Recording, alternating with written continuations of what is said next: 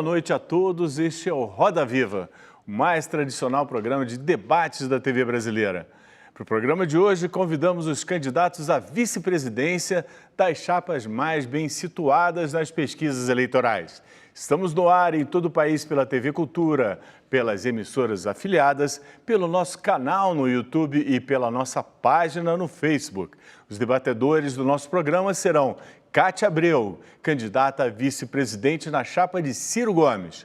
Ana Amélia, candidata a vice na chapa de Geraldo Alckmin. Eduardo Jorge, candidato a vice na chapa de Marina Silva. Para questionar os debatedores, convidamos também a Clarissa Oliveira, editora do Broadcast Político do Grupo Estado. O Roda Viva vem abrindo o programa desde abril para que os candidatos mais bem situados nas pesquisas apresentem suas propostas e ideias. Acreditamos que assim estamos contribuindo para uma melhor decisão dos eleitores. Apesar da insistência, não aceitaram o nosso convite o general Hamilton Mourão, vice na chapa de Jair Bolsonaro, e Manuela Dávila, vice na chapa de Fernando Haddad. O general pediu em e-mail para os eleitores acessarem os canais oficiais de comunicação da chapa. Já a Manuela Dávila alegou problemas de agenda. Lamentamos, mas os eleitores ficarão sem conhecer melhor o pensamento dos dois candidatos a vice. Importante lembrar que dos 5 presidentes que tivemos depois do regime militar, 3 tiveram que passar o mando do país para seus vices.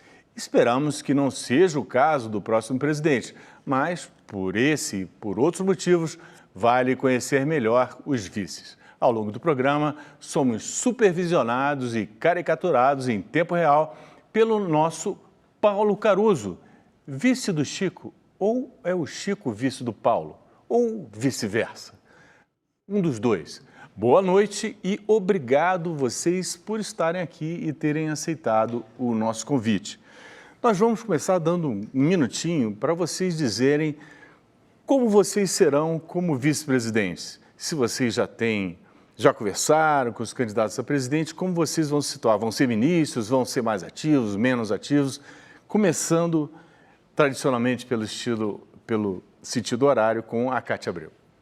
Muito obrigada, Ricardo Lessa, Clarissa Oliveira, Roda Viva, TV Cultura. É um prazer e uma alegria poder estar aqui, tendo essa oportunidade de conversar com os nossos eleitores, irmãos e irmãs do nosso grande Brasil. Quero dizer que serei uma vice que jamais aceitaria o meu candidato a presidente me proibir de vir a um debate como Bolsonaro proibiu o general Mourão de estar aqui, apesar de ser um capitão ordenando a um general. Ciro Gomes jamais faria isso comigo. E é com grande alegria que eu venho aqui debater. Nós esperamos que o Brasil possa ter dias muito melhores, que nós possamos unificar e pacificar esse grande Brasil, que já está cansado de direita, esquerda, de brigas, de coxinhas e mortadelas. Nós queremos focar naquilo que é mais importante para o Brasil, que é o emprego, a geração de emprego, riqueza, aumento da economia, aquecimento da nossa economia, debater e minimizar as diferenças sociais, os desajustes do nosso país. E eu tenho certeza que Ciro Gomes está preparado para esse desafio. Eduardo, por favor. Bem, eu e a Marina temos uma vantagem de ter uma identidade programática muito grande. É claro, em 100 pontos do programa, esse programa está aqui, 86 páginas, tem alguns 1, 2, 3 pontos que nós discordamos, é verdade. Mas essa identidade programática facilita muito, né? Não vai ser qualquer sacolejo do ônibus que vai nos levar a brigar e começar a querer entrar no jogo, quero jogar. E às vezes esses vices que estão entrando agora, entram no jogo e faz gol contra. Então, com isso, comigo isso e a Marina não tem chance de acontecer. Mas a Marina tem uma equipe extraordinária com ela. Tem o Eduardo Gianetti, que é um economista e é filósofo. É uma coisa incrível, né? Os economistas, às vezes, querem ser profeta, mas filósofo, eu acho que é o primeiro que eu conheço.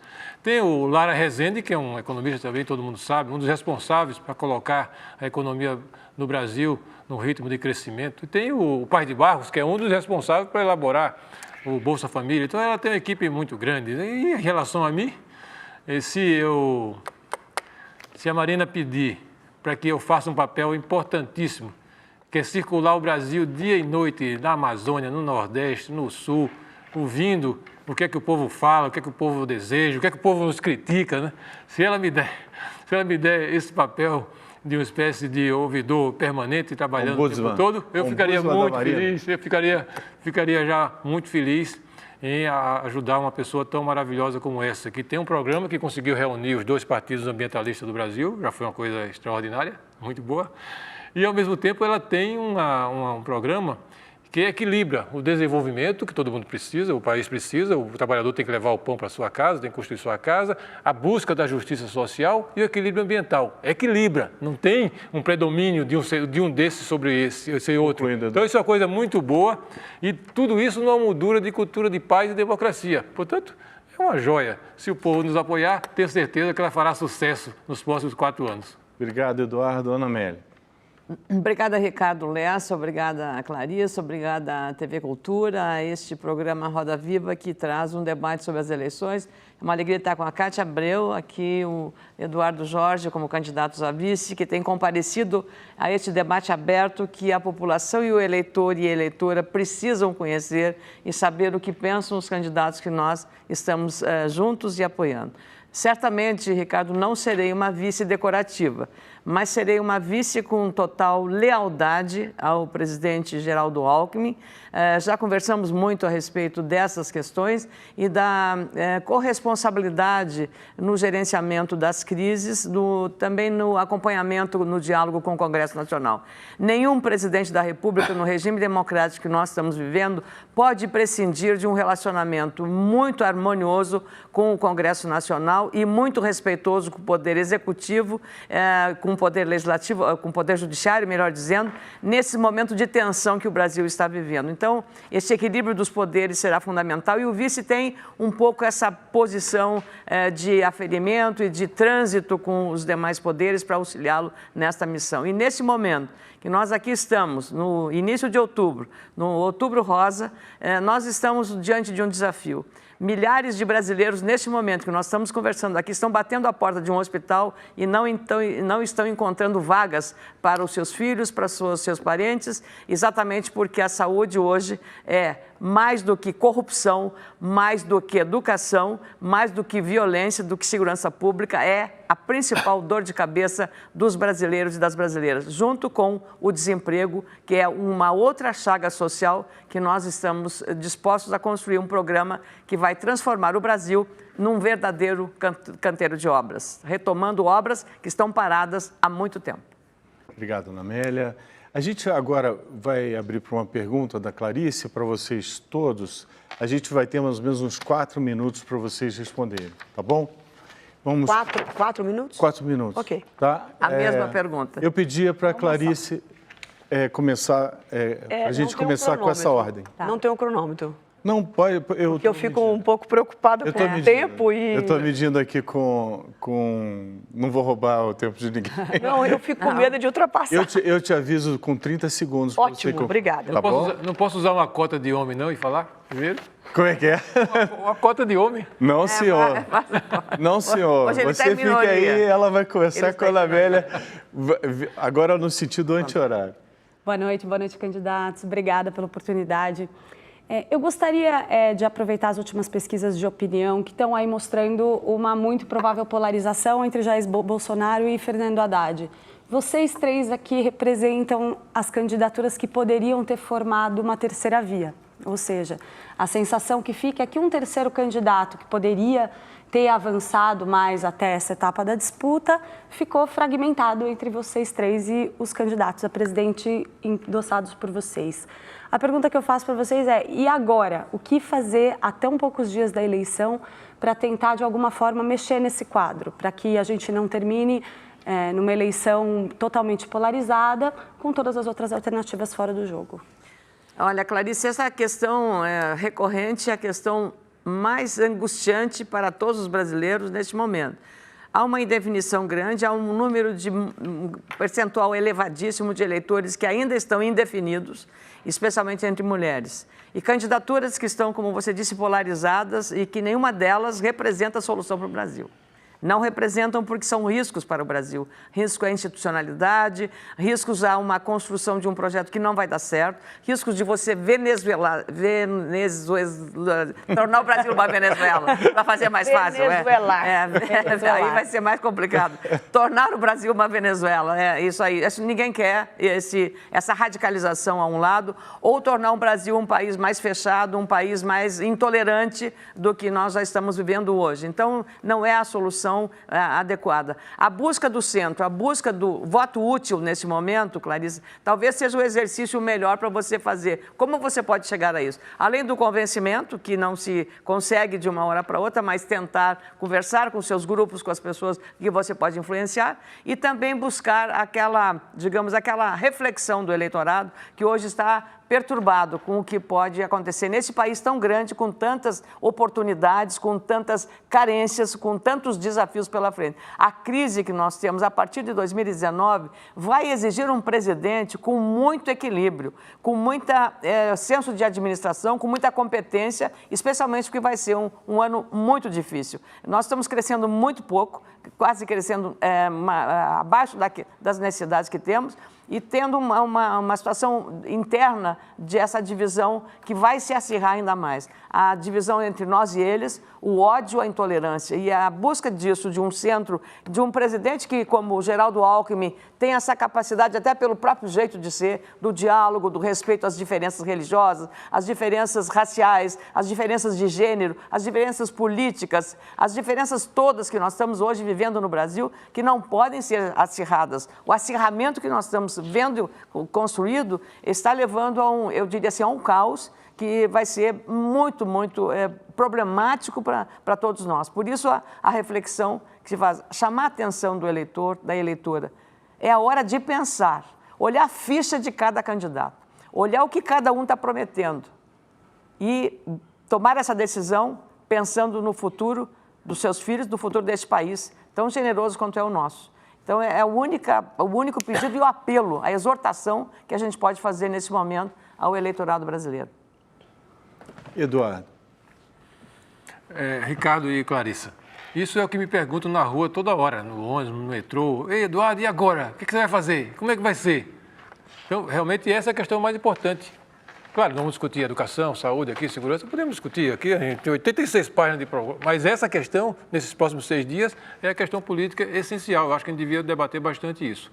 Eu, há um ano, eu tenho um Facebook meu artesanal, que eu lá administro, né, e que eu venho, não profetizando, porque eu gostaria que eu estivesse errado, que esse cenário que está aí agora, entre o candidato da extrema-direita e o candidato da extrema-esquerda, era o cenário que estava sendo tramado. E tramado por quem? Porque o Bolsonaro é obra do Lula. Vou repetir, o Bolsonaro é obra do Lula. E obra do Lula em que sentido? Primeiro, pelo naufrágio do Titanic Dilma Temer, que jogou o Brasil nessa que é a maior recessão e mais brutal causa de sofrimento de trabalhadores, de empresários, de comerciantes, e que cria um ambiente de desespero, um ambiente de tentar salvar, de pegar qualquer boia que apareça.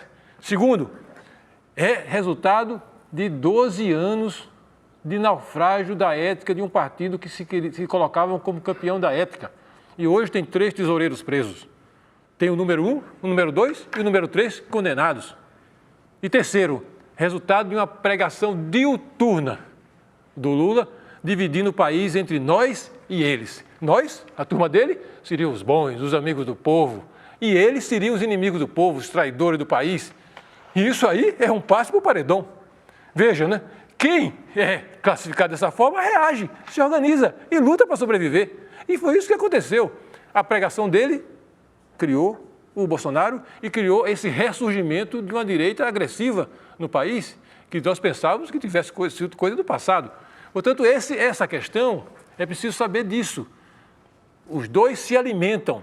Eles estão tramando há um ano esse segundo turno para obrigar a maioria do país que não os querem ser obrigado a escolher entre A e Z, entre extremos, que vão... Qual é a maior consequência? A maior consequência, a Ana Amélia falou um pouco sobre isso, é ter 4 anos de briga na rua. E toda a recuperação do naufrágio do Titanic, Dilma Temer, do PT e do PMDB, se atrasar. E, portanto, mais sofrimento para o trabalhador, mais sofrimento para os empresários. Isso que vai acontecer se algum deles ganhar. E qualquer um deles vai acontecer isso, porque no outro dia vão estar na rua pedindo o impeachment do outro, brigando, comunista, fascista, esse incêndio que eles provocaram no país e vai se prorrogar por mais 4 anos. Assim, essa que é a questão, porque eles têm 25% aqui, 25% acolá. Eu queria até, se tivesse a oportunidade, analisar melhor o que é a composição desse 25% aqui e 25% aqui, porque são diferentes, não são uma coisa homogênea, mas isso pode ficar para depois. E tem 50% que não os querem, mas estão desorganizados, porque nós não tivemos prudência de organizar uma candidatura popular, uma candidatura de recuperação responsável dessa crise brutal que o PT, PMDB, Dilma e Temer nos jogaram, uma candidatura que tivesse ambientalmente responsabilidade. Não houve, não houve. E saíram divididos, a centro-esquerda, o centro, a centro-direita, saíram divididos, fazendo o jogo deles. Eles dão risada. Então, era isso que eles queriam. Bom, agora nós estamos a 6 dias da eleição. É possível ainda que esse espectro, que representa 50% do povo brasileiro, se entendam? É difícil. É muito difícil. Eu até acho desejável, mas acho muito difícil. Mas uma coisa eu tenho esperança, que o povo faça essa escolha. E que escolha nesse espectro, eu prefiro que escolha a minha, que eu acho que é a melhor, a minha candidata, mas que o povo faça essa escolha. Concluindo. E entre no jogo do segundo turno de volta, tirando ou o Bolsonaro ou o Haddad, que é o candidato terceirizado do Lula. Porque eu digo, se um de nós estiver lá no segundo turno, nós vamos ganhar. E eles sabem disso. E é por isso que eles querem a disputa entre eles, porque é a esperança maior do Bolsonaro e do Lula. Bolsonaro é cabo eleitoral do Lula, Eduardo, e Lula é cabo eleitoral do Bolsonaro. Concluindo, então, Kátia, por favor. Muito obrigada pela pergunta, e nós estamos vendo as pesquisas, agora por último, publicada inclusive no Estadão, Ipsos, 53% da população não concorda com esse duelo posto entre Bolsonaro e Haddad. E isso nos preocupa muito porque, sinceramente, eu não estou gostando do clima que estou vendo ao longo desta campanha. Primeiro, começamos um movimento de rua com muitas faixas organizadas, a volta da ditadura, a volta dos militares. Eram essas faixas que se viam nas ruas. De repente, Bolsonaro e um vice-militar, um capitão e um general, já pregando o golpe, não aceitando as eleições e o resultado delas, como se estivesse já antevendo e ameaçando o voto contrário. O próprio general Mourão prega o autogolpe, Bolsonaro apoia a tortura e apoia o fechamento do Congresso Nacional. Pode parecer muito bonito fechar o Congresso Nacional num momento em que a população está muito contrariada com a política brasileira, mas nós sabemos o que isso significa para o futuro. Nós passamos por 20 anos de uma ditadura com tortura, prisões, sem direito à imprensa, com total limitação, e sofremos muitas mortes foram trazidas para o país a bem de um combate à corrupção e que durou 20 anos. Então, eu não estou gostando. A partir do momento que o presidente do Supremo Tribunal Federal, ministro Toffoli, com todo respeito à Corte Brasileira, leva para o seu gabinete, há 20 dias atrás, o vice-ministro da Defesa, auxiliar em primeira mão do general Vilas Boas, eu não me senti tranquila, eu não gostei desta simbologia. Talvez o ministro Toffoli possa dizer, mas quem é você, Cátia Abreu, para gostar ou não? Eu sou uma cidadã brasileira, mãe, avó, com título de eleitor e tenho o direito de dizer o que quiser, principalmente como senadora. E principalmente porque, ministro Toffoli, quando o senhor foi sabatinado ao Senado, eu era oposição total a quem ele indicou, que era o presidente Lula. E eu fui a primeira a abrir campanha a seu favor, porque acreditava no senhor. Então, o senhor traz um general para o seu gabinete e hoje diz que o golpe militar de 64 não foi um golpe, e sim um movimento. Eu queria saber que movimento é esse. É um movimento de balé Bolshoi? Que tipo de movimento é esse? É um movimento cultural, aonde trouxe torturas, aonde trouxe mortes, aonde trouxe exílio, 20 anos de silêncio da imprensa nacional? Cassações, né? Não gostei. Eu não gostei como cidadã e fiquei escandalizada, porque nessa hora a Corte Suprema do país, que nós tanto amamos, amamos e admiramos como uma instituição poderosa deste país, nós esperamos, neste momento, no mínimo, o equilíbrio e o silêncio entre uma eleição tão acirrada como nós estamos vivendo hoje. Então, para concluir, amigos do meu Brasil, e de forma muito especial ao povo do meu Tocantins, eu nasci em 62, no golpe militar eu tinha 2 anos de idade, mas graças a Deus eu gosto de ler, eu gosto de estudar e sei o que as pessoas fizeram durante esse período e quanto isso tudo foi ruim para o Brasil. O PT está brincando à beira do abismo, e o PT não aprendeu que ganhar uma eleição não significa levar. Dilma ganhou e não levou. Nós estamos com o maior líder popular do país preso, de Curitiba dando a orientação ao candidato do PT, e eu não tenho nenhum temor em dizer que eu tenho medo dos extremos. Eu tenho medo de uma ditadura de direita, Pinochet, 30. E tenho medo de uma ditadura de esquerda, Hugo Chávez. As duas são abomináveis, podem destruir a economia, podem destruir todos os ganhos sociais que nós tivemos até agora e pode tirar o Brasil de uma colocação ainda inferior, porque nós podemos ser melhores do que isso. 8ª economia do mundo. Nós queremos gerar emprego, nós queremos pacificar o país. E Ciro Gomes é a pessoa que está em condições de dialogar com a extrema-direita, com a extrema-esquerda, porque não tem nenhuma intenção ou ato ou experiência ditatorial, é um homem equilibrado, que conhece de economia, corrupção zero e tem condições de dialogar com todos os lados para que a gente não possa quebrar a democracia deste país. Obrigado, Ricardo, Kátia. Você falou que a gente podia fazer uma conversa. Sim, a gente vai agora para o próximo bloco, vocês podem fazer questões entre vocês. A gente vai agora para um rápido intervalo, voltamos em instantes com o debate entre os candidatos à vice-presidência. Lembramos que, embora convidados insistentemente, general Hamilton Mourão, vice de Jair Bolsonaro, e Manuela Dávila, vice de Fernando Haddad, não quiseram participar. Até já.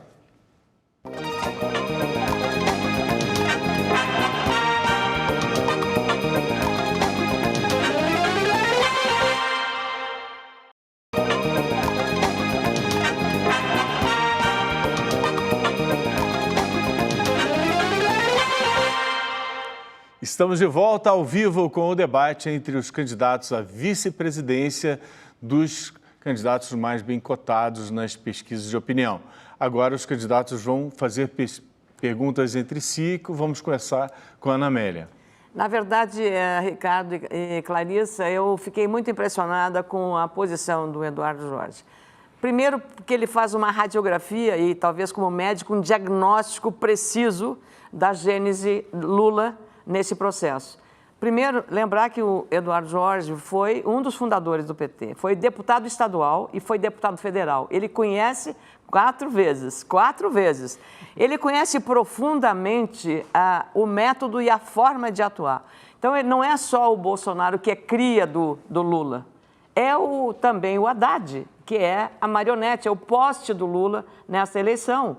Então, ele está comandando de uma prisão em Curitiba, tudo. Mais do que isso, o que assusta também, e eu queria mais essa profundidade, aprofundamento do que o Eduardo Jorge conhece, é que o José Dirceu está fazendo declarações assustadoras, reduzir e mitigar o poder da Suprema Corte do país.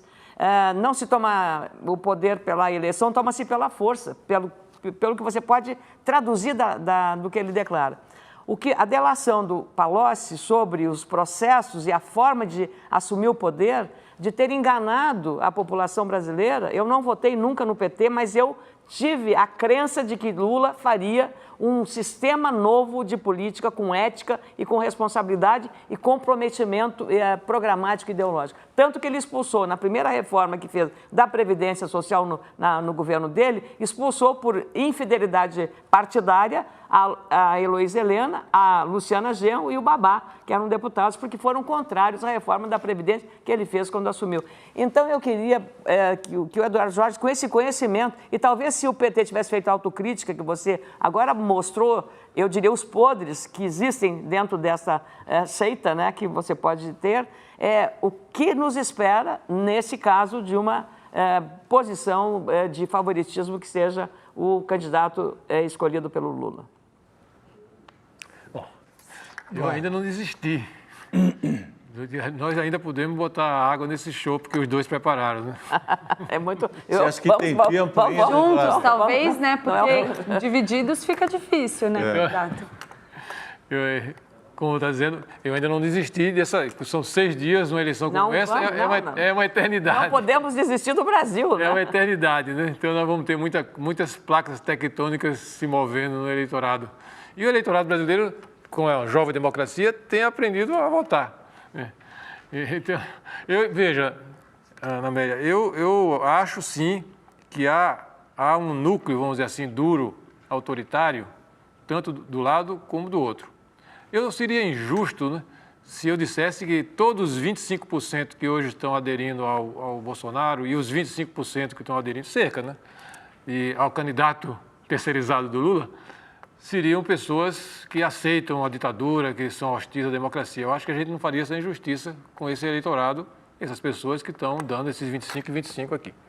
Mas tem um núcleo duro que realmente é autoritário, tanto no Bolsonaro, tanto no Bolsonaro quanto do lado do candidato terceirizado do Lula. Isso realmente é um perigo para a democracia, né? E por isso que eu e a Marina estamos lutando tanto para que a voz da razão apareça nessa barulheira, porque nesse ambiente do naufrágio do Titanic Dilma Temer e as dificuldades que o povo está passando, né, se a gritaria aqui da raiva, do ódio, do antipetismo de um lado, do antibolsonarismo feroz do outro, e jogando boias, vai poder pegar o eleitorado como se fossem mágicos de circo de lona de periferia que vão resolver essa crise que a Dilma e o Temer provocaram da noite para o dia. Vejam que é uma composição difícil de você romper. Mas realmente nós precisamos fazer isso. Agora, eu também não acredito, né, que esses dois, se tivermos essa infelicidade de vencer o candidato terceirizado do Lula ou o Bolsonaro, o Brasil vai entrar numa ditadura. Porque eu acho que a democracia brasileira está se firmando e há resiliência suficiente, há resistência democrática suficiente para impedir que esses projetos autoritários que existem nesses núcleos duros se imponham. O Brasil não é uma Venezuela. O Brasil é um país muito mais complexo, com uma sociedade civil muito mais forte, instalada, diferenciada. Portanto, eu acho que a infelicidade de uma vitória desse tipo é ter mais 4 anos de atraso na superação do naufrágio do Titanic Dilma Temer. Esse é o grande prejuízo para a classe trabalhadora, para os empresários, para os comerciantes, para os trabalhadores, para os estudantes, para a dona de casa. Agora, eu acho que, se isso acontecer, nós vamos ter condição de resistir, a democracia vai continuar a existir e daqui a 4 anos nós vamos voltar a disputar outra vez. Bom, esse é o risco da democracia, Ana Amélia, que nós vivemos. Em toda democracia consolidada, estável na Europa, existe uma extrema esquerda e uma extrema direita. Só que lá, geralmente, é 5% aqui, 5% aqui lá. Nós temos 25% de aderência. Agora, insisto, né? Eu não considero que todo o eleitorado do Bolsonaro e todo o eleitorado que está junto com o candidato terceirizado do Lula sejam pessoas autoritárias nem tolerantes com a ditadura. Eu não faria essa injustiça. Portanto, esse diálogo é possível sim. Esse diálogo é possível sim. Nós estamos aqui com 3 candidaturas, o Ciro, o Alckmin e a nossa da Marina, que são os 3 que têm chance de chegar nesse segundo turno e vencer a eleição. Porque se um desses 3 chegarem, eles vencerão. Agora, o povo vai ter essa sensatez de fazer esse movimento por conta própria? Espero que sim. Na verdade, Ricardo, eu não culpo os eleitores porque são pessoas que estão desesperadas por alguns motivos. E eu me alio a essas pessoas. Não são pessoas que têm o sangue ou o DNA ditatorial. Não. Uma parte das pessoas que estão atrás de volta de conceitos familiares que acham que estão sendo vulneráveis ou enfraquecidos, os conceitos familiares em que o Brasil se formou. Muitas pessoas que já estão cansadas da pobreza, da miséria e da corrupção. As pessoas se sentem feridas e não atendidas por conta da roubalheira que o país se encontra. E temos uma parte desse eleitor que também está apavorado com a segurança pública na Amélia, que tem gente morando no 20º andar de um prédio e ainda está com medo da segurança pública. Imagine quem mora no térreo, numa casa, numa favela, num bairro afastado, onde sequer tem um posto de polícia. Então, as pessoas estão vivendo e a gente tem que compreender. Eu, modestamente, formei em psicologia e eu adorei o meu curso porque eu adoro tentar compreender o comportamento humano. Então, as pessoas no Brasil estão descrentes, desesperadas, umas com os filhos perdidos para drogas, outras mães com medo de perder os filhos para droga, crianças pequenas na primeira infância convivendo com um tiro voando para todo lado. Então, as pessoas estão apavoradas e podem se agarrar em qualquer âncora com uma compreensão não tão clara do que está acontecendo. E eu quero dizer, Eduardo Jorge, que... Boia, Kátia. Âncora vai para o fundo. A democracia... Como é que é? É boia e não âncora, porque a âncora vai para o fundo mesmo. Mas é exatamente isso que estão fazendo. Estão se apegando a uma âncora e indo para o fundo do mar. Não é uma boia. A boia são outros candidatos que são boia. Eu acho que esses dois extremos são âncoras que estão levando o Brasil e podem levar o Brasil para o fundo do mar. Não, porque então, tem gente que promete boia e é âncora. Você quer falar? Não, porque tem gente que promete, joga boia, então, mas na verdade é âncora que afunda. Né? Eu acho, na verdade, e discordo do vice Eduardo Jorge, que nós estamos com um risco, sim. A democracia é como uma flor. Ela é linda, ela é perfumada, mas ela precisa de muito cuidado. Qualquer excesso de água, falta d'água, excesso de chuva, excesso de sol, pode matar essa flor e todo o jardim. Então, democracia não se descuida dela. Eu não estou gostando desse cheiro no ar. Os dois candidatos extremos estão falando de reformar a Constituição.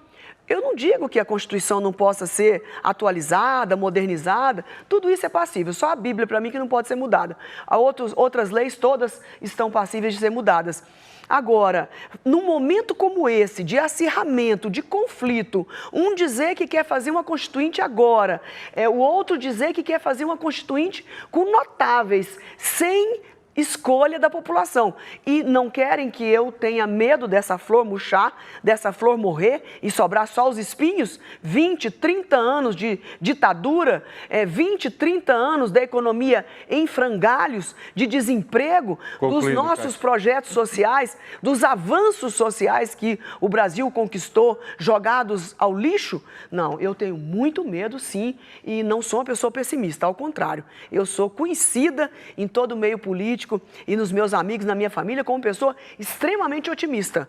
Então, eu quero aqui apenas colocar o meu sentimento de mãe, mulher, a pouca experiência que tenho, com 56 anos de idade, já vi muita coisa na minha vida e eu estou preocupada, sim, com esse extremismo e de colocar em risco a democracia brasileira, que custou sangue e suor de muita gente. Agora, senadora, a senhora fala nos extremos, a gente ouve também os outros candidatos apontando uma série de falhas no posicionamento dos outros candidatos, mas a gente sabe que, passada a eleição, começa uma série de negociações para ver a composição do novo governo. Eu tranquilamente conseguiria imaginar a senhora, talvez, ministra do Fernando Haddad, a senhora foi ministra do governo Dilma, ou a senadora Ana Amélia, ministra de um governo Jair Bolsonaro, talvez, não sei.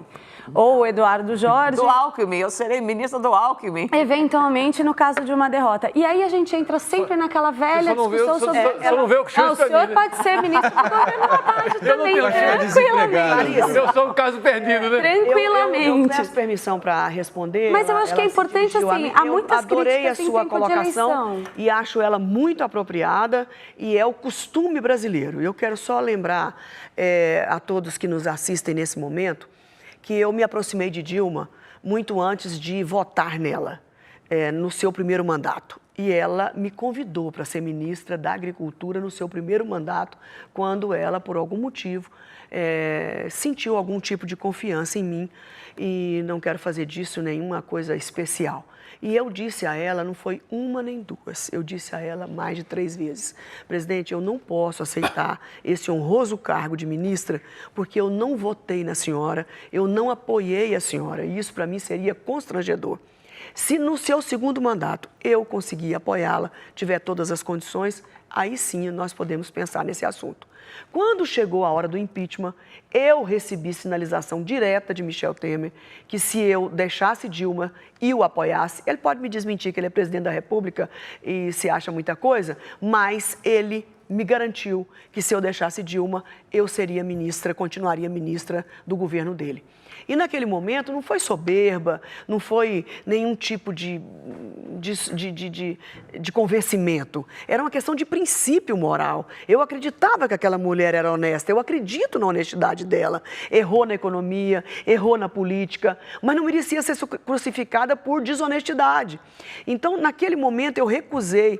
Meu histórico, eu fiquei 8 anos com o Lula no auge da sua popularidade, e eu fiz oposição ferrenha. Eu fui a relatora que acabou com a CPMF no Senado.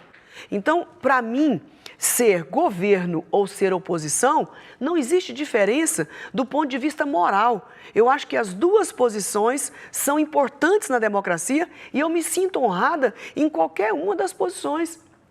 Então, para mim, não existe essa agora, segundo turno, ficamos de fora, vamos negociar espaço em governo. Pelo amor de Deus, eu tenho 56 anos de idade e ser oposição a 2 projetos que eu não acredito, eu terei toda a tranquilidade em fazer oposição nos 4 anos de Senado que eu ainda tenho, caso isso viesse a acontecer. Mas eu tenho confiança que o Brasil vai dizer não aos extremos, vai dizer não a A e a B e vai dizer sim a C, ao equilíbrio de Ciro Gomes, a sua experiência e a sua honestidade. Quer falar, Ana Amélia? Eu estou surpresa que nós estamos vendo nesse embate, quando a Clarissa provoca o grupo dos vices aqui, que tem um diálogo respeitoso, tolerante, e nós gostaríamos muito que eu estou trabalhando intensamente para que o Alckmin chegue e vai chegar lá no segundo turno. Dizer que é surpreendente você olhar o cenário e imaginar que aqueles golpistas, na visão e na narrativa do PT, estão de braços dados, já agarrados, já nesse processo de... Então, serão os componentes do governo, porque vão precisar de apoios no segundo turno, o candidato do Lula, a isso. Então, os golpistas estão juntos, abraçados. Renan Calheiros, por exemplo, lá em Alagoas. Então, era de última hora, comandou o processo de impeachment, estará junto. E tantos outros nomes muito conhecidos nossos que ficaram marcados com o golpismo, que continua nessa narrativa dos golpistas. Então, a coerência sobre esse processo, sobre a identidade, é isso que deixa, eu acho, a população, é tudo farinha do mesmo saco. Então, essa visão e essa perspectiva de não saber separar as coisas. Eu penso que o mais correto é cada um defender suas posições, respeitosamente, evidentemente, trabalhar isso que a própria Kátia revelou agora, das condições que ela enxerga e vê, mas eu penso que são antagônicos, são absolutamente inaceitáveis essas coisas de conforme as conveniências, conforme os interesses individuais, não coletivos. E os riscos, sim, que há na institucionalização do país, lamentavelmente, mesmo que nós estejamos hoje com um processo institucional e democrático forte, consolidado, Estado de Direito, nós temos alguns riscos visíveis.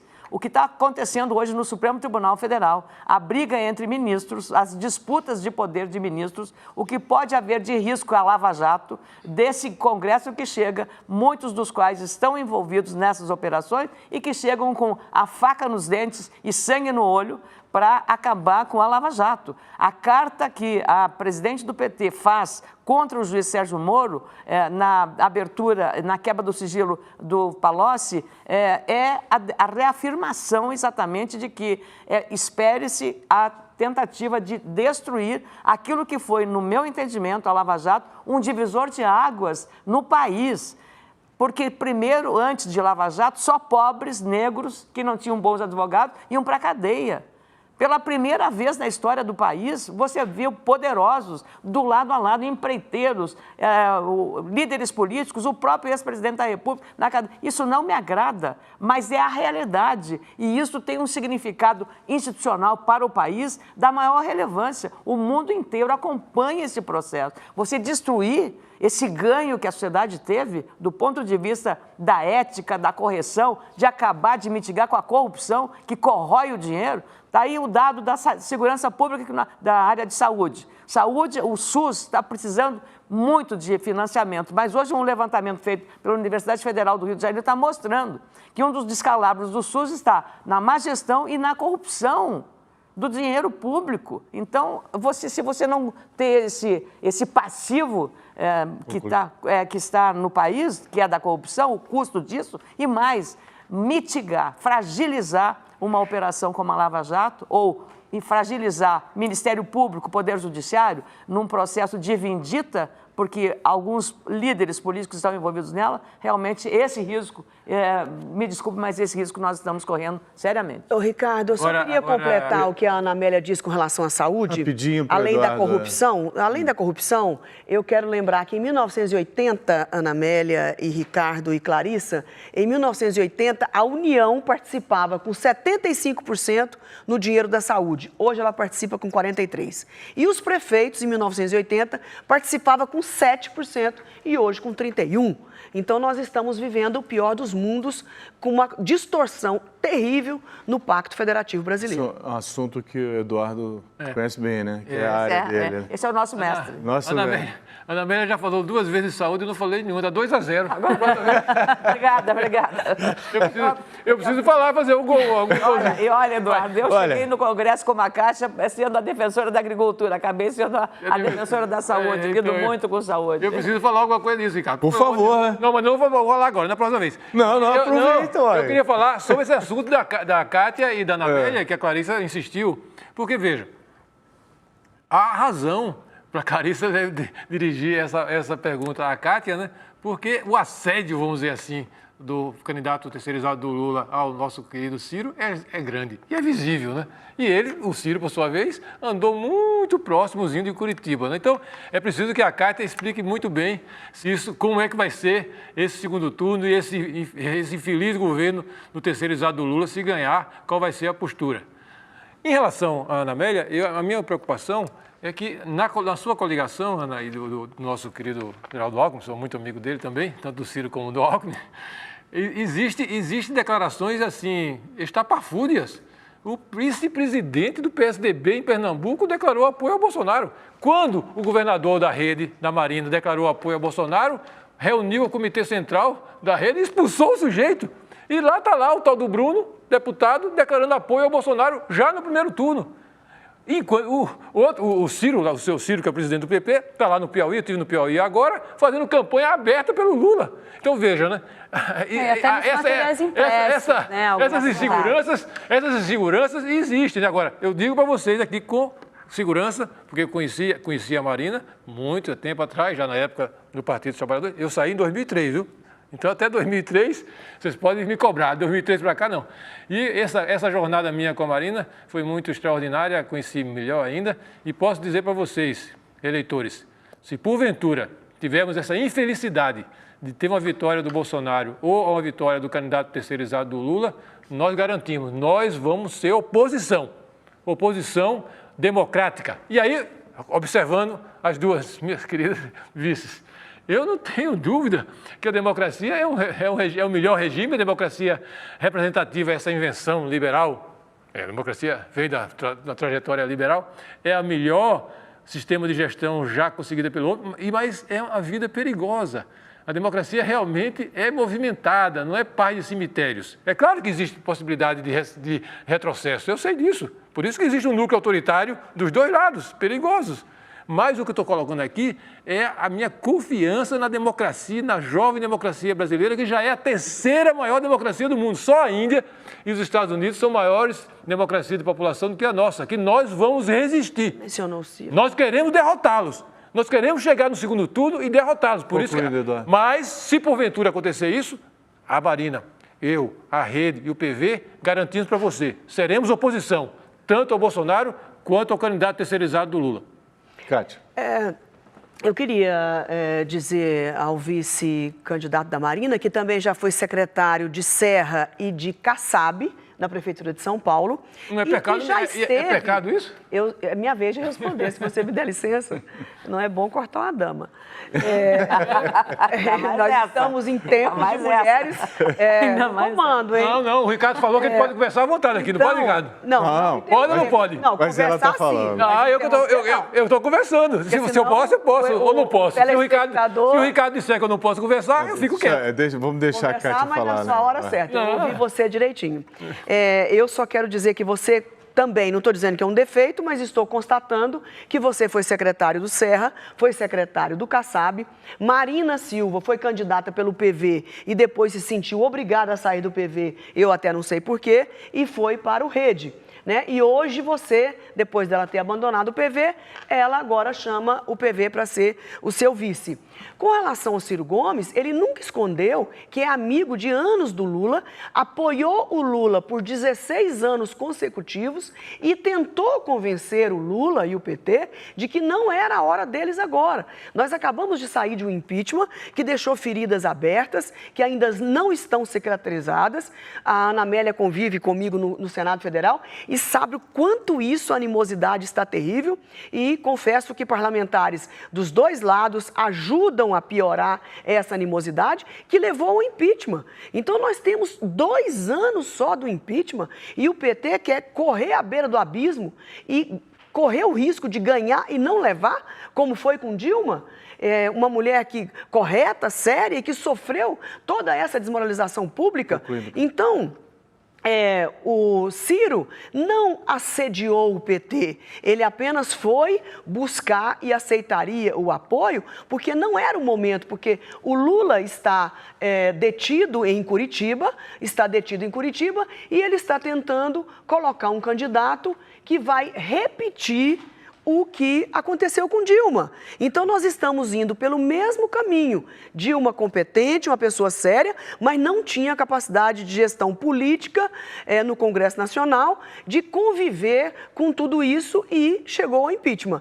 Não conseguiu unificar o país. E o Haddad, que já foi reprovado na Prefeitura de São Paulo, com 16%, o pior prefeito que São Paulo já teve, e o PT está insistindo em mais uma vez cometer esse erro e ir à beira do abismo. O Ciro avisou, mas nós chegaremos no segundo turno com certeza e nós estaremos aproveitando tudo de bom que a esquerda tiver e também a direita.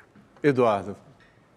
Na democracia, a participação com partidos desiguais, mas que há diálogo, é uma coisa mais normal. Na Alemanha, o Partido Verde, por exemplo, já compôs com o governo da social-democracia, depois compôs com o governo dessa extraordinária liderança que é Angela Merkel, que é uma democracia cristã, uma senhora conservadora, mas é uma liderança humanista extraordinária. Eu considero hoje a maior liderança no mundo, uma referência política. Então, isso não tem problema. Eu ter participado do governo com José Serra, com o PSDB, qual é o problema? É algum crime? O Partido Verde apoiou ele no segundo turno, havia uma identidade programática em relação à questão ambiental com o José Serra e com o PSDB, isso não tem nenhum problema. Agora, a questão que eu gostaria de ter clareza, Kátia, nossa querida senadora, é se você pode dizer com garantia que o Ciro e você serão oposição, ganhe o Bolsonaro ou ganhe o candidato terceirizado do Lula. É preciso, dá para dizer, Eduardo, dá para garantir isso? Kátia vai responder no próximo bloco, a gente vai para mais um ligeiro intervalo.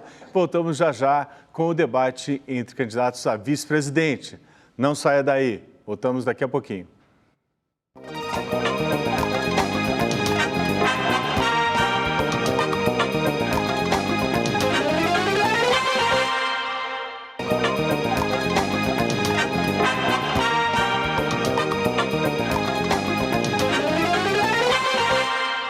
Estamos de volta ao vivo para o terceiro bloco do debate entre os candidatos a vice-presidente. Lembramos que, embora tenhamos insistido, os vices das chapas Jair Bolsonaro e Fernando Haddad preferiram não vir. A gente vai continuar, a gente estava no outro bloco, o Eduardo Jorge perguntou se o PDT de Ciro Gomes será oposição ao próximo governo ou não, seja ele de qualquer candidato aí que não seja Ciro, se ele será mesmo oposição, como Eduardo disse que... Não, falei se for o Bolsonaro ou o candidato a Ciro. Né? Se for Haddad. conosco, não. É claro que ele vai trabalhar conosco. Pode vir junto, aí tudo bem. Tá certo. De responder a essa pergunta, eu poderia dirigir uma pergunta a ele, mas não quero polemizar, porque em que pese Marina e eu pensamos ideologicamente bastante diferente em vários campos, mas eu tenho respeito por ela, porque é mulher chegar aonde chegou. Então, não vou questionar de forma alguma o fato dela já ter apoiado Aécio Neves nas últimas eleições contra Dilma Rousseff. Mas eu quero dizer que Ciro não é próximo de Curitiba. Quem é próximo de Curitiba é o PR e o PSB, porque foi em Curitiba, junto com Lula, que desarticularam alianças que o Ciro poderia ter com o PSB para lhe arrancar tempo de televisão. Então, nós fomos solapados sorrateiramente pelo PT, trabalharam contra o Ciro ter tempo de televisão. Porque o PT está cansado de saber que Ciro Gomes tem ideias, tem propostas, tem consistência, é um homem de verdade, que já provou que é um grande gestor no estado do Ceará, na capital Fortaleza, no Ministério da Integração, no Ministério da Fazenda. Então sabe que Ciro para eles é um perigo se tiver a oportunidade de falar com as pessoas. Graças a Deus tem as redes sociais. Então, próximo de Curitiba, nós não estamos. Inclusive, trabalharam contra o Ciro Gomes em Curitiba. Clarice. Candidatos, a Operação Lava Jato e tudo o que aconteceu no Brasil nos últimos anos deixou muito claro que existia uma distorção muito grande de como o setor empresarial era capaz e ainda é de influenciar o processo eleitoral, influenciar a política nacional. Todos vocês aqui já tiveram de alguma forma de responder publicamente a alguma alegação ou alguma acusação de favorecimento do setor produtivo. A senadora Cátia Abreu já foi questionada por se opor à lista negra do Ministério do Trabalho sobre trabalho escravo. O candidato Eduardo Jorge já teve que responder a acusações de recebimento de propina pelo licenciamento ambiental de um shopping. E a senadora Ana Amélia, por exemplo, apresentou um projeto de lei que regulamenta a pesquisa clínica no Brasil e foi acusada pelo próprio Conselho Nacional de Saúde de estar favorecendo a indústria farmacêutica.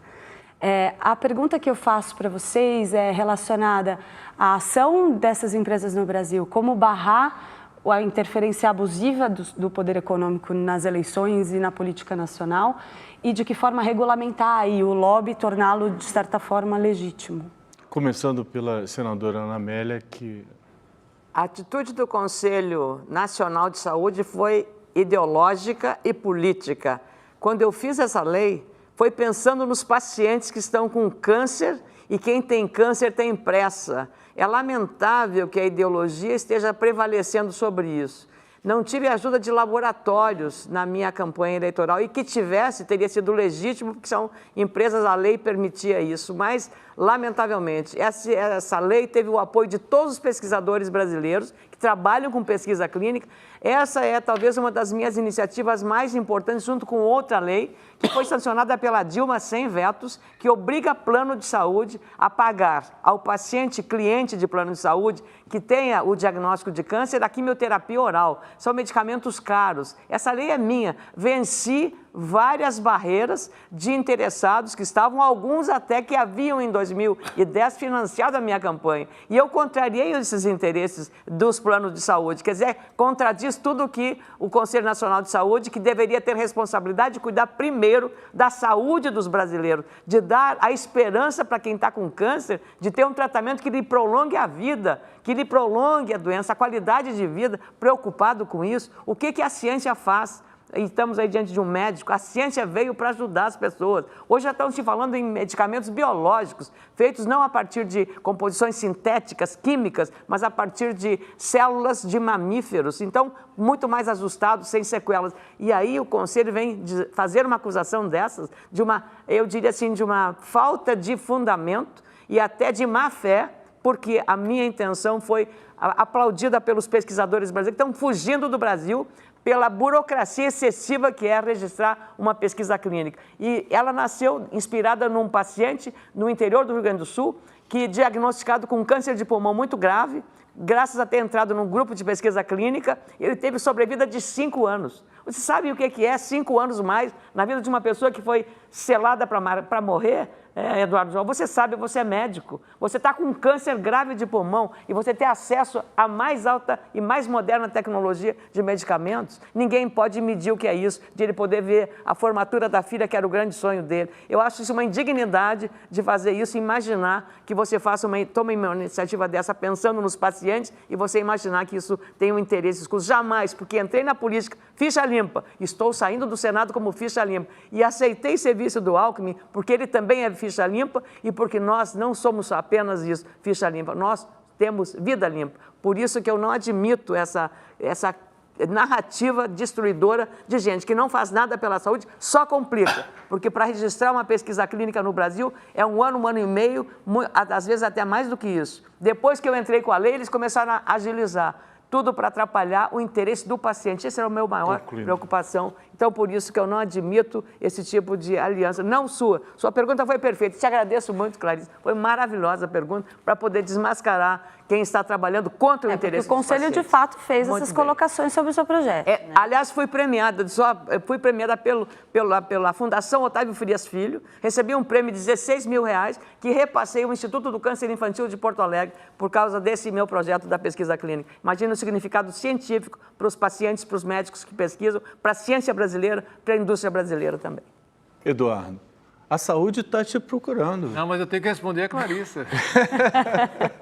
Bom, mas fala um pouquinho da saúde, pelo amor de Deus. Vou falar primeiro da minha saúde na política. Porque realmente a Clarissa falou que eu fui, em um determinado momento, fui acusado dessa uma pessoa que até hoje nunca apareceu, que a Secretaria teria recebido propinas por um licenciamento. Clarissa, isso foi na véspera, eu estava para ser, provavelmente pelo PV, o vice-prefeito da candidatura do José Serra. Fogo amigo. Isso veio dentro do próprio governo, dentro dos próprios partidos, para me destruir a possibilidade de eu ser candidato a vice. Eu me ofereci para a Câmara, fui na Câmara, fiz uma exposição para todos os vereadores sobre aquele licenciamento específico. Fui voluntariamente na Corregedoria da Prefeitura, dei um longuíssimo depoimento mostrando tudo em relação a isso. E sabe o que aconteceu com essa acusação? Você sabe? Até onde eu sei, ela está caminhando. Não, nada. Foi arquivada. Não foi nem aberta. Eu nem fui ouvido.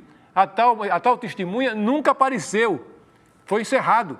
Arquivado, encerrado e soterrado, mas cumpriu o papel que era impedir que eu fosse candidato a vice José Serra. A senhora sabe como é que é isso na política, né? A gente está sujeito a isso. Eu, Clarissa, fui secretário do Meio Ambiente 8 anos. 8. Eu provavelmente assinei mais de 20 mil licenças. Licenças pequenas, médias, grandes, super grandes, do Rodanel, de todas as obras do metrô. Veja o que é isso. Cada licença dessa é um julgamento. Que às vezes a pessoa fica satisfeita, a outra não fica, vai na justiça, contesta, na democracia. Eu tenho que atender e responder às acusações, né? Porque cada licença dessa é um julgamento que contraria interesses, muitas vezes. Nem essa foi a única que você lembrou, porque provavelmente é a única que existe, e não deu em nada, porque o objetivo dele era impedir que eu fosse vice do José Serra naquela eleição. Eu fui secretário de Saúde 2 vezes em São Paulo.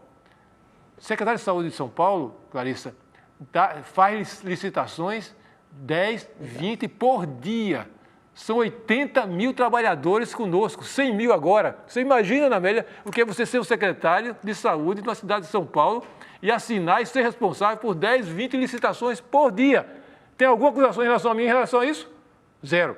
Eu sou o que eu era lá a primeira vez que eu fui eleito, na primeira eleição do Partido Trabalhador, em 1982, na mesma casa, as mesmas propriedades.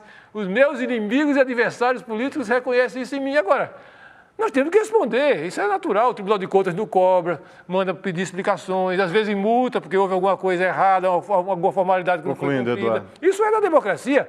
Quem é secretário, quem assume o executivo, tem que estar disposto a ficar e responder. Eu acho isso uma coisa natural. Agora, eu tenho a satisfação de ser o mesmo Eduardo Jorge que era desde os 17 anos, quando eu entrei na política. Totalmente correto, totalmente respeitoso em relação ao orçamento público. Isso é uma questão de vida, do que eu aprendi com meu pai e com minha mãe. Obrigado, Eduardo. Kátia. Ricardo, eu gostaria de aproveitar o caso da Ana Amélia para fazer aqui um comentário sobre a democracia corporativa que nós estamos vivendo nos últimos anos no Congresso Nacional. Isso que a Ana Amélia viveu, eu já vivi. São corporações muito fortes que querem tomar conta e o Congresso deixou que esses muros corporativos foram construídos e deixaram a população do lado de fora. Agora nós estamos vendo o que está acontecendo com o Brasil. Não estou aqui decretada em defesa de Ana Amélia, muito ao contrário, nós somos amigas há bastante tempo e sei da sua honestidade, da sua legitimidade. Com relação ao Eduardo Jorge, eu sinceramente não tenho uma relação de proximidade, mas eu tenho certeza que Marina Silva não ia escolher um corrupto para ser vice dela, em que pese as nossas diferenças, mas eu tenho que reconhecer que é uma pessoa lúcida e uma pessoa correta. Com relação ao trabalho escravo, eu fico indignada e, ao mesmo tempo, surpresa e com a eficiência da blogosfera petista. Eles são competentes. Se você estiver do lado deles, você tem tudo. Se você estiver em alguma posição diferenciada, você não tem nada e é destruída e dizimada. Mas comigo não funciona assim. Primeiro que eu votei contra a reforma trabalhista. Então, uma escravocrata jamais teria votado contra a reforma trabalhista. Eu teria votado a favor. Votei contra e votaria de novo. Vamos fazer de novo essa reforma. É uma reforma necessária, uma modernização. Eu até não gosto da palavra reforma, porque fica parecendo que vai colocar tudo no chão e levantar de novo. Não.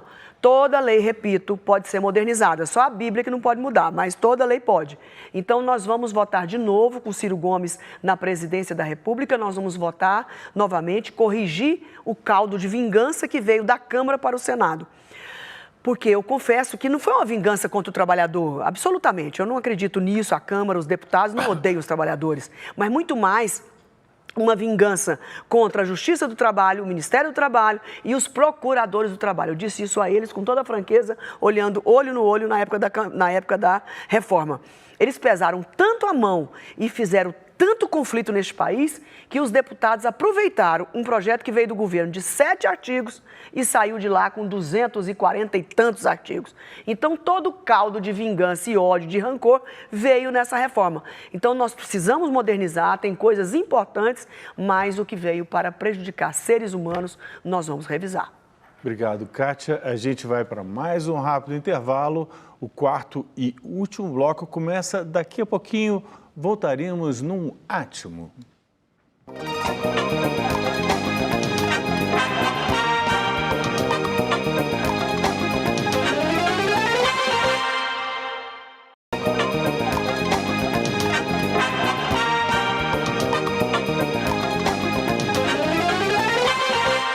Estamos de volta para o quarto e último bloco do debate entre os candidatos à vice-presidência. Vamos começar com uma pergunta da Clarice.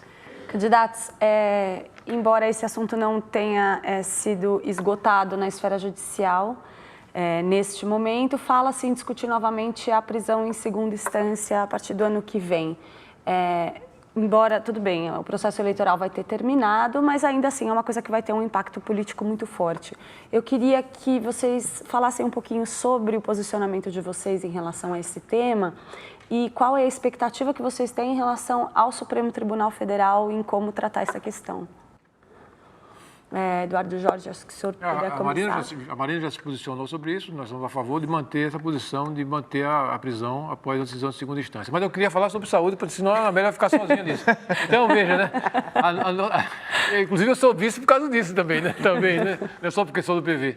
Então, nós estamos aqui no nosso programa, queria ressaltar 3 questões muito importantes para relançar o roteiro reformista do sistema de saúde, que é a maior reforma social que a Constituinte Democrática trouxe para o Brasil, a mais ambiciosa e a mais generosa.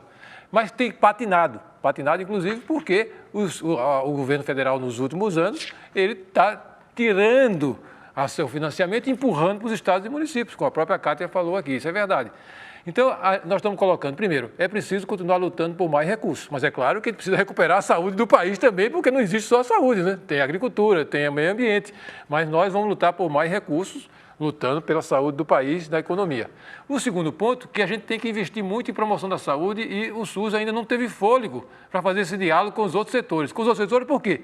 Porque não depende do SUS, por exemplo, diminuir a mortalidade nos acidentes de trânsito, que é absurda no Brasil. Nós atendemos, mas a mortalidade vem pela incompetência em relação a deter essa mortandade nos trânsitos, principalmente de motos. E a poluição do ar das cidades. Segundos. A poluição do ar das cidades. A questão da alimentação, que produz câncer. Então, é a promoção da saúde. Mas eu tenho que gastar bem esses R$ 3,5 por pessoa por dia que vocês nos dão para os trabalhadores da saúde trabalhar pelo SUS. Portanto, nós estamos fazendo aqui uma proposta de modernização da gestão, dividir o país em 400 regiões para interiorizar a atenção especializada, os hospitais com escala, porque o hospital com 50, com 20 leitos não tem capacidade de absorver tecnologia nova. Então, dividir o país em 400 regiões para dar escala, incorporar a tecnologia, especialidade e atender e auxiliar a atenção básica e, com isso, você homogeneizar a atenção do Amazonas até o Rio Grande do Sul. Essa é a grande novidade que nós estamos colocando aqui. Regiões comandadas por uma autoridade nacional da saúde que dê condições do SUS funcionar bem no Amazonas, no Nordeste, no Sul e no Sudeste. Obrigado, Eduardo. Kátia. Olha, é importante esclarecer que na Constituição, que é o livro maior, é a Bíblia do povo brasileiro, a Constituição Federal. Nós temos que perseguir e obedecer esse livro se nós quisermos ser um país civilizado e um país que vive em paz. Lá na Constituição diz que uma pessoa só pode ser condenada em última instância, depois de transitado tudo em julgado. O Supremo decidiu, ainda não definitivamente, que ao invés de transitado tudo em julgado, quando julgar na segunda instância, a pessoa poderá ou não ir presa. Eu não sou contra, nos Estados Unidos já é assim, em segunda instância já vai para a prisão, ou não. Às vezes se entender que é de alto risco e perigo, prende, ou às vezes entende de deixar em casa, por exemplo, numa domiciliar. Eu só acho que essa decisão do Supremo não está de acordo com a Constituição. E essa diversidade me preocupa muito, porque deixa o Brasil em dúvida. O que vale mais é a nossa Constituição ou a decisão do Supremo? A Supremo já é a Suprema Corte, mas ela também deve proteção à Constituição Federal. Então, se houver uma unanimidade que a prisão deve ser feita em segunda instância, então vamos mudar a Constituição? Eu até topo, votaria a favor. Mas essa diferença de decisão no Supremo de uma forma e Constituição de outra, eu acho que não é bom para ninguém. Não é bom para a Corte, não é bom para o Congresso Nacional, não é bom para os brasileiros. Então, unanimidade em segunda instância, vamos fazer uma alteração, que é uma emenda constitucional, tranquilamente pode ser votada no Congresso Nacional. Essa questão da Clarissa remete a uma questão grave no Brasil, que é a insegurança jurídica. Não é possível que, em 2016, a Suprema Corte tenha deliberado, majoritariamente mantendo a prisão em segunda instância, que nós festejamos e celebramos, e 1 ano e 2 anos depois ela já passa a mudar o seu entendimento anterior. É isso que dá. Esse é um problema grave. É uma possibilidade grave concreta. Da insegurança. É uma possibilidade concreta de acontecer. Isso que eu queria chamar a atenção, da insegurança jurídica. Da mudança toda hora. E ainda mais... Vai e vem. Isso foi feito em 2016. Quer dizer que a Suprema Corte toma uma decisão, se arrepende da decisão e agora volta atrás? Como é que fica o Estado democrático de direito? Por isso a Constituição é a salvaguarda. Lá tem que estar escrito definitivamente. Mas a Suprema Corte é a intérprete da Constituição, é uma corte constitucional e ela precisa dar à sociedade brasileira essa segurança que nós não estamos tendo. Isso é uma insegurança jurídica absurda. Então, tomada a decisão. Da mesma forma, foi a cobertura dada pelo ministro Ricardo Lewandowski em 2016, quando nós aprovamos o impeachment e foi feita uma chicana com apoio do Renan Calheiros para tirar o poder da ex-presidente Dilma Rousseff e manter-lhe os direitos políticos inalterados. Foi uma jabuticaba jurídica inventada, engendrada pelo casuísmo de Renan Calheiros. junto com a cobertura do ministro Ricardo Lewandowski. Nada contra Jabuticaba, não. Não, pelo contrário, adoro jabuticaba, mas que é uma fruta brasileira. Agora, lamentavelmente, a insegurança é uma jabuticaba brasileira e o que está acontecendo na Suprema Corte também não ajuda a estabilidade institucional do país. Criamos a tal da judicialização, uma questão que a Suprema Corte, barreira. Nós falamos muito há pouco sobre a questão da bagunça que é. Gente apoia um candidato, o partido está apoiando um, mas ele anuncia apoio para outro. O Eduardo falou. O que significa isso? Aí, a falta de estabilidade ideológica dos partidos, programática. E isso remete a uma confusão danada da questão de 35 partidos. Como é que um presidente vai governar com 35 partidos? Por isso que o Supremo cometeu um grave erro também, a não aprovar a cláusula de barreira, que era a forma de você limitar os partidos políticos a esse. Agora estão arrependidos, estão voltando atrás disso. Mas é tarde, porque, digamos, o estrago já foi feito. E isso não tem nada a ver com democracia. Podem se formar cooperativas, podem formar federações partidárias, qualquer coisa, pode acontecer isso. Agora, não ter aprovado cláusula de barreira foi um desserviço à segurança política institucional e ao fortalecimento dos partidos políticos. Agora, essa bagunça, que ninguém se entende, como eu disse, fica tudo num balaio só. E uma confusão danada, ideológica, que ninguém consegue definir claramente o que cada um quer. Porque os golpistas estão apoiando agora os petistas. Agora a gente tem 2 minutos para cada um para as declarações finais, começando com o Eduardo Jorge. Eu agradeço, então, essa agradável conversa na Roda da Vida. E Ricardo e Clarice, TV Cultura, é uma oportunidade a mais de conversar com os telespectadores do Brasil inteiro, porque estamos no Brasil inteiro. Como eu falei aqui no começo, nós temos ainda 6 longos dias para essa decisão tão crucial para os próximos 4 anos no Brasil. A nossa chapa da Rede e do PV e com a Marina Silva tem, eu acredito, o programa mais abrangente para enfrentar esse naufrágio do Titanic, Dilma, Temer, PT, PMDB e Lula, que jogou o Brasil nesse sofrimento. É um programa mais completo, mais equilibrado, mais racional. E também é a candidatura que, se chegar ao segundo turno, tem mais condições de dialogar tanto com a centro-esquerda quanto com a centro-direita e chegar a uma vitória contra os extremos. É claro que, por exemplo, o candidato Ciro e o candidato Alckmin são candidatos que também disputam com a Marina essa posição, estão até um pouco melhor nas pesquisas, mas é claro que o Ciro teria dificuldades, por exemplo, com o pessoal do lado do Alckmin e vice-versa. A Marina é esse ponto de encontro e é por isso que os extremos detestam e fazem uma campanha dia e noite com elas na rede, nas redes sociais, porque sabem que ela é a candidata que tem mais condições de unificar esses setores moderados de centro-direita, setores moderados de centro-esquerda e até dialogar com os setores mais moderados dos dois lados, do Bolsonaro e do Lula. Portanto, vocês que ainda estão avaliando que há uma possibilidade de uma terceira via, e uma terceira via com condições de vencer, pensem na Marina, estudem a sua história, estudem o nosso programa. Um programa de desenvolvimento, mas com respeito à justiça social e ao meio ambiente e num ambiente de cultura de paz e de democracia. É essa a nossa proposta para o Brasil. Obrigado, Eduardo. Kátia.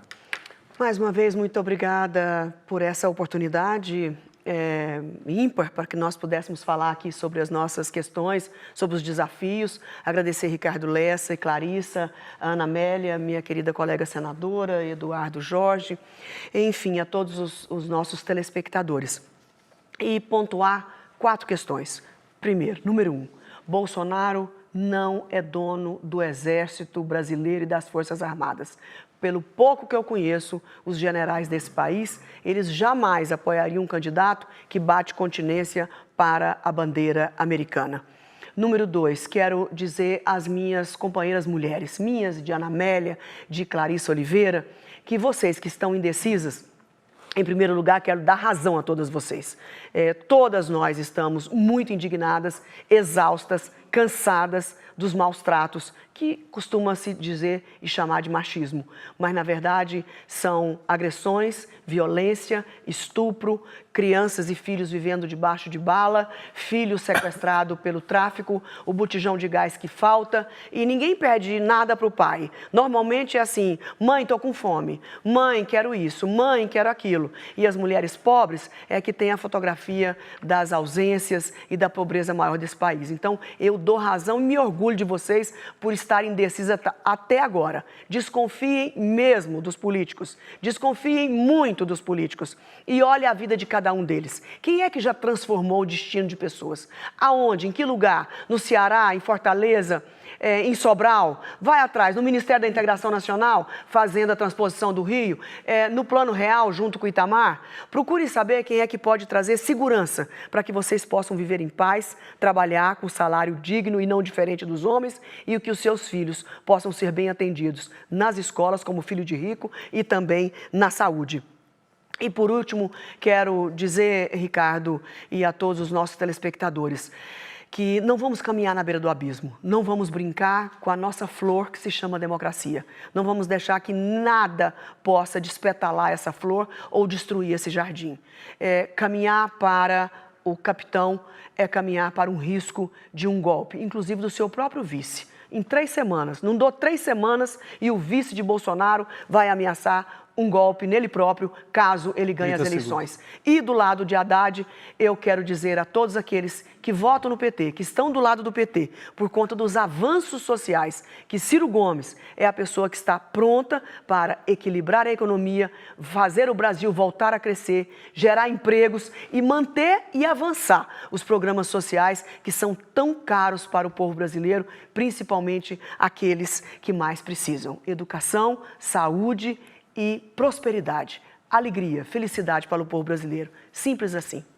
Obrigado, Kátia.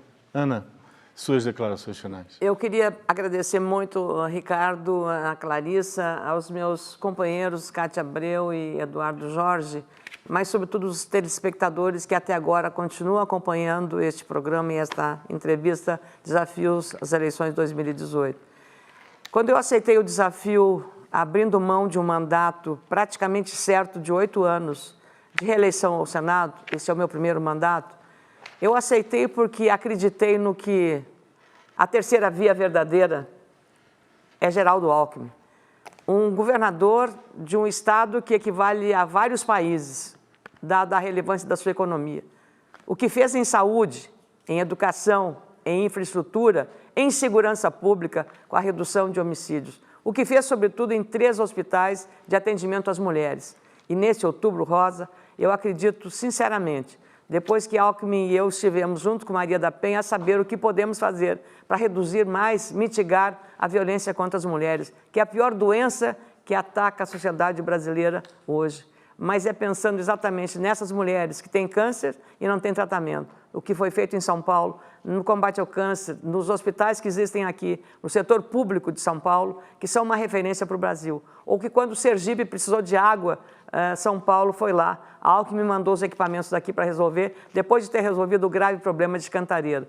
E é exatamente essa capacidade que tem de dialogar, de ajudar a população, que me levou a aceitar o desafio de estar fazendo companhia como candidata a vice na chapa de Geraldo Alckmin, um homem de ficha limpa como eu e um homem como eu de vida limpa. E é por isso que eu acredito que a sociedade brasileira, estamos caminhando para as últimas horas, os últimos dias da eleição do dia 7 de outubro.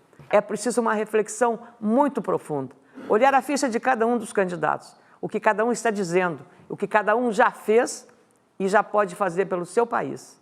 Porque quem governou São Paulo terá, sem dúvida, a capacidade maior ainda de aceitar o desafio de comandar um país que entra em 2019 dilacerado entre nós e eles. Um país que precisa muito de tolerância às diferenças religiosas, às diferenças partidárias, às diferenças raciais, às diferenças de gênero, todas as diferenças. O Brasil precisa se reencontrar na esperança e na capacidade de crer que o futuro para o Brasil será muito melhor do que é hoje, porque Geraldo Alckmin fará do Brasil um canteiro de obras. Obras inacabadas, que estão paradas no Brasil inteiro.